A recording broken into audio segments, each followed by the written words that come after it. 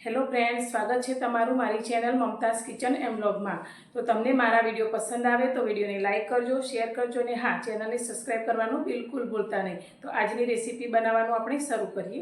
આજે આપણે બનાવીશું, ઘરમાં કંઈ લીલા શાકભાજી ના હોય ત્યારે બનાવી શકાય, અથવા તો કંઈક ચટપટું નવું શાક ખાવાની ઈચ્છા હોય ત્યારે બનાવી શકાય તેવું એકદમ ટેસ્ટી અને લાજવાબ શાક બનાવીશું। અને શાક બનાવવું પણ એકદમ સરળ છે અને બધાને નાનાથી મોટા લઈ બધાને ઘરમાં ખૂબ જ ભાવશે અને બધાનું ફેવરેટ થઈ જશે। તો અત્યારે આપણે શાક બનાવવા માટે સૌથી પહેલાં જે વસ્તુ લેવાની છે તે છે સિંગ।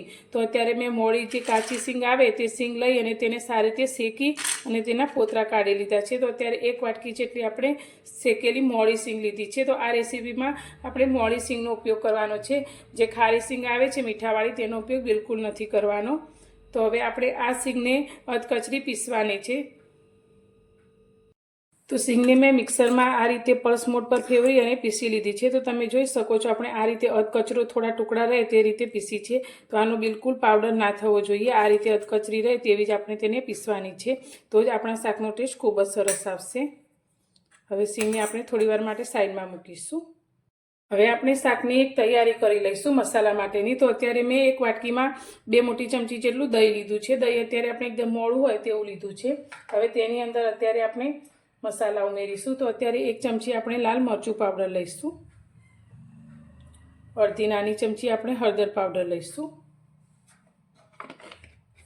1 ચમચી આપણે ધાણા જીરું પાવડર લઈશું। અને શાકનો ટેસ્ટ એકદમ હોટેલ જેવો આવે તેના માટે અત્યારે મેં કસૂરી મેથી લીધી છે, જે આપણે 1 ચમચી મોટી ભરીને લીધી છે, જેને હાથથી મસળી અને અંદર એડ કરીશું। આનાથી શાકનો ટેસ્ટ ખૂબ જ સરસ આવે છે। તો લીલી મેથીની સુકવણી કરીને રાખી હોય તેવી આપણે આ કસૂરી મેથી અંદર એડ કરીશું। હવે બધા જ મસાલાને દહીં સાથે સારી રીતે મિક્સ કરી લઈશું। આ રીતે દહીં સાથે મસાલા મિક્સ કરવાથી મસાલા આપણા એકદમ સરસ રીતે દહીંમાં ભળી અને ફૂલી જશે।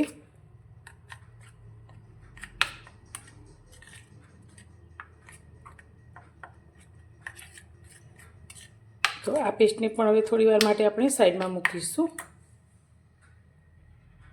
અત્યારે શાકના વઘાર માટે આપણે ગેસ પર એક કઢાઈ લીધી છે। કઢાઈની અંદર અત્યારે આપણે તેલ લઈશું। તો તેલ અત્યારે આપણે 2 ચમચી જેટલું લઈશું। તો તમે ઘરમાં જે રીતે તેલ ખાતા હોય તે રીતે શાકમાં લઈ શકો છો। તો અત્યારે 2 મોટી ચમચી જેટલું આપણે તેલ લીધું છે। હવે તેલને આપણે થોડું ગરમ થવા દઈશું। તેલ આપણું ગરમ થાય એટલે તેની અંદર અત્યારે આપણે 1 નાની ચમચી જેટલી રાઈ એડ કરીશું।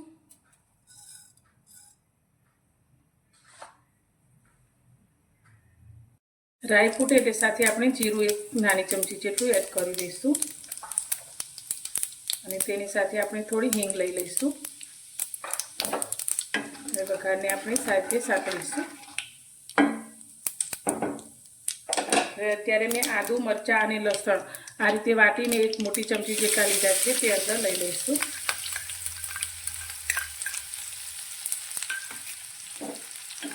ગેસની ફ્લેમ થોડી ધીમી રાખી અને લસણ મરચાંને પણ સારી આપણે સાંતળી લઈશું।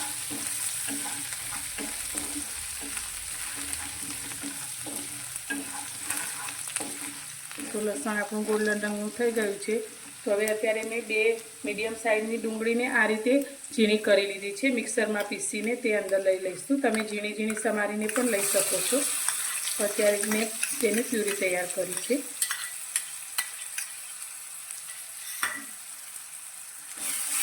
હવે ડુંગળીને આપણે સારી રીતે સાતળવાની છે।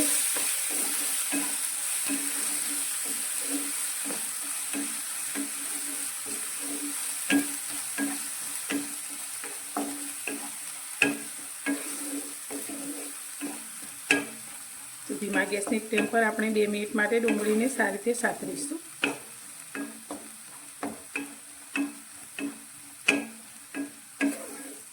તો વિડીયોને તમે સ્કીપ કર્યા વગર પૂરો જોજો અને વિડીયો પસંદ આવે તો લાઈક કરવાનું બિલકુલ ભૂલતા નહીં। તો આ શાક બધાને એટલું પસંદ આવશે કે તમે વારે વારે આ શાકને બનાવશો। તો ઘરમાં કંઈ શાક હોય કે ના હોય તો પણ તમને આ શાક ખાવાનું વધારે પસંદ પડશે અને બાળકોને પણ આ શાક પસંદ આવશે।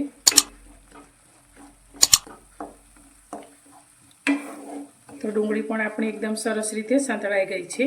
તો તો હવે અત્યારે 2 મોટા ટામેટાની મેં આ રીતે પ્યુરી તૈયાર કરી છે, તે અંદર લઈ લઈશું. ટામેટા પણ તમે ઝીણા સમારીને લઈ શકો છો.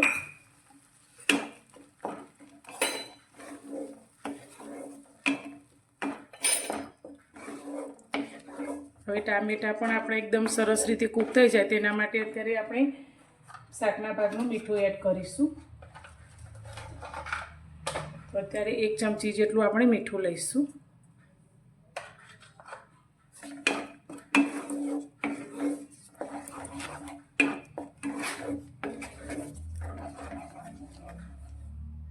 ડુંગળી અને ટામેટાને કૂક થતાં લગભગ 3 થી 4 મિનિટ જેટલો સમય થયો છે અને એકદમ સરસ રીતે બધું સંતળાઈ ગયું છે. તો હવે આપણે જે દહીં સાથે મસાલા પેસ્ટ તૈયાર કરી છે તે અંદર ઉમેરીશું. તો ગેસની ફ્લેમ અત્યારે આપણે એકદમ સ્લો કરી દઈશું અને મસાલા પેસ્ટ આપણે અંદર ઉમેરી લઈશું.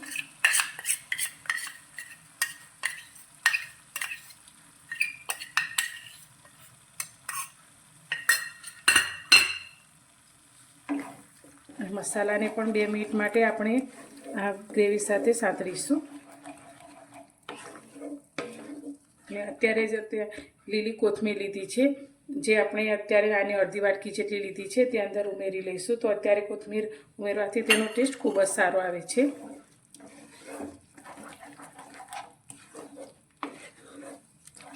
બે મિનિટ પછી જોઈએ તો આપણા મસાલા પણ એકદમ સરસ રીતે સંતળાઈ ગયા છે અને એકદમ સરસ એવી સુગંધ પણ આવવા લાગી છે. તો હવે આની અંદર આપણે રસો કરવા માટે પાણી એડ કરવાનું છે. તો પાણી અત્યારે આપણે ગરમ કરેલું લેવાનું છે. તો અત્યારે મેં 1.5 વાટકી જેટલું ગરમ કરેલું પાણી લીધું છે, તે અંદર ઉમેરીશું.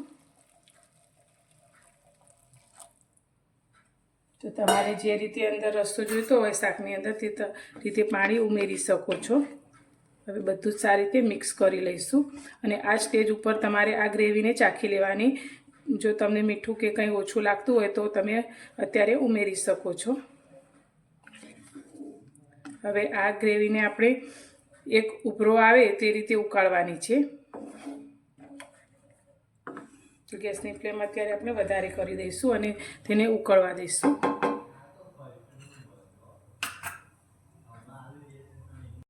તો તમે જોઈ શકો છો આપણી ગ્રેવી આ રીતે ઉકળવા લાગી છે. તો હવે તેની અંદર આપણે જે શેકેલી સિંગનો ભૂકો તૈયાર કર્યો છે તે અંદર લઈ લઈશું. તો આપણે 1 વાટકી સિંગનો ભૂકો તૈયાર કર્યો છે તે અંદર એડ કરી દઈશું અને સારી રીતે મિક્સ કરીશું. જેમ જેમ આ શાક ઠંડુ થશે તેમ વધારે ઘટ થશે, એટલે આ શાકને આપણે પાણી તે રીતે અંદર ઉમેરવાનું રહેશે. હવે ગેસની ફ્લેમ થોડી ધીમી રાખીશું અને તેની અંદર અત્યારે આપણે ગરમ મસાલો લીધો છે, અડધી નાની ચમચી જેટલો, તે અંદર એડ કરી દઈશું અને ફરી 2 મિનિટ માટે આ શાકને થવા દઈશું.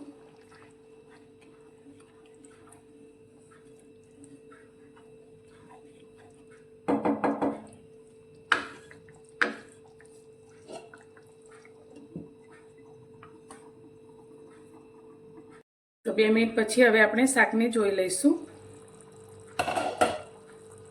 તો તમે જોઈ શકો છો એકદમ સરસ એવું લચકા પડતું આપણું શાક બનીને તૈયાર થયું છે. તો આ શાકને તમે રોટલી, ભાખરી, પરાઠા કે ભાત સાથે ખાઈ શકો છો. તો તમે ક્યારે આ રીતે શાક ના બનાવ્યું હોય તો એકવાર જરૂરથી ટ્રાય કરજો. તો ઘરમાં બધાનું મનપસંદ થઈ જશે અને કંઈક નવું ખાવાનું મન થાય ત્યારે તમે આ શાકને બનાવી શકો છો. તો હોટલના શાકને પણ ભૂલાવી દે તેવું એકદમ ટેસ્ટી આપણું આ શાક બનીને તૈયાર છે.